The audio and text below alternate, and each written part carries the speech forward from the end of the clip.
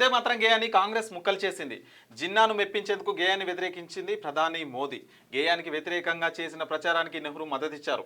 పదవిని కాపాడుకునేందుకు ఆయన ఇదంతా చేశారు. గాంధీజీ ఆశయాలను గౌరవించలేదని వ్యాఖ్య. వందే మాత్రం గేయం 150వ వార్షికోత్సవంపై లోక్సభలో చర్చ అయితే జరిగింది.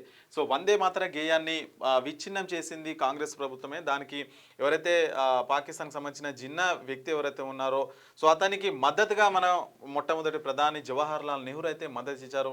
సో వందే మాతరం గీతాన్ని ఇన్ని రోజుల దాకా అందులో ఉన్న కొన్ని మాటలను కావచ్చు, కొన్ని చరణాలను కావచ్చు, మార్పులు చేర్పులు అనేది కాంగ్రెస్ చేసిందని చెప్పేసి కూడా ప్రధాని ఒక చర్చ అయితే తీసుకొచ్చిండు. సో దానికి ధీటుగా ప్రియాంక గాంధీ అయితే కొన్ని ఘాటుగా వ్యాఖ్యలు అయితే చేశారు.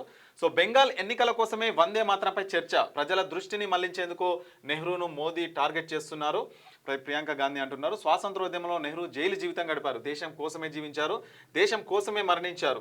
ఆయన ఇస్రో పెట్టకపోతే మంగళ్యాన్ ఎక్కడిది, డిఆర్డిఓ పెట్టకపోతే తేజస్ ఎక్కడ ఉండేదని చెప్పేసి ఆమె కూడా పలు ప్రశ్నలు అయితే సంధించారు ప్రధాని మోదీ పైన. అయితే వందే మాతరం గీతాన్ని రాసింది బంకించంద్ర చటర్జీ. అది రాసి 150 సంవత్సరాలు అవుతుంది. దానికి సంబంధించి 150 సంవత్సరాలు అవుతుంది అని చెప్పేసి పార్లమెంటులో ఆ గీతాన్ని వాడుకొని అప్పటి పోరాటాన్ని గుర్తు చేసుకొని అప్పటి రోజులు ఎట్లుండే ఇవన్నీ గుర్తు చేసుకొని దాని గురించి మాట్లాడుతున్నారు. బాగానే ఉంది. మాట్లాడుతూ నరేంద్ర మోడీ ఏమన్నాడంటే ఈ గీతాన్ని రాకుండా అప్పట్లో ఉన్న కాంగ్రెస్ పార్టీ నెహ్రూ అడ్డుపడ్డాడని అన్నాడు. పుసుకున్న అంత మాట అనటానికి నువ్వు అంత మాట అంటావా అని చెప్పేసి ప్రియాంక గాంధీ లేచింది. అసలు అప్పుడున్న సందర్భంలో వందే మాతరం పాట వాడిందే కాంగ్రెస్ మీటింగ్లా. అప్పుడు ఆ పాటకు బీజేపీ వాళ్ళకు ఆర్ఎస్ఎస్ వాళ్ళకు సంబంధం ఏంది? ఆ పాట దాన్ని మొత్తం వెలుగులోకి తీసుకొచ్చిందే కాంగ్రెస్ ప్రభుత్వం. ఇదంతా బెంగాల్ ఎన్నికల కోసమే నీ స్టంటు, నీ కథలు అన్ని అందరికి తెలుసా అని చెప్పేసి ఇక ఈమె అందుకుంది అన్నట్టు.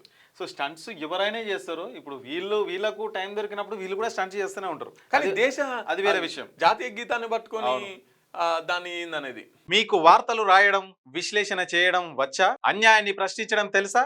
ఇంకెందుకు ఆలస్యం? క్యూ న్యూస్ మిమ్మల్ని ఆహ్వానిస్తుంది. ఉమ్మడి ఆదిలాబాద్, వరంగల్, కరీంనగర్, నిజామాబాద్, ఖమ్మం, మెదక్, రంగారెడ్డి, హైదరాబాద్, మహబూబ్ నగర్ జిల్లాలకు రిపోర్టర్స్ కావాలను సంప్రదించవలసిన ఫోన్ నెంబర్ 8688926084.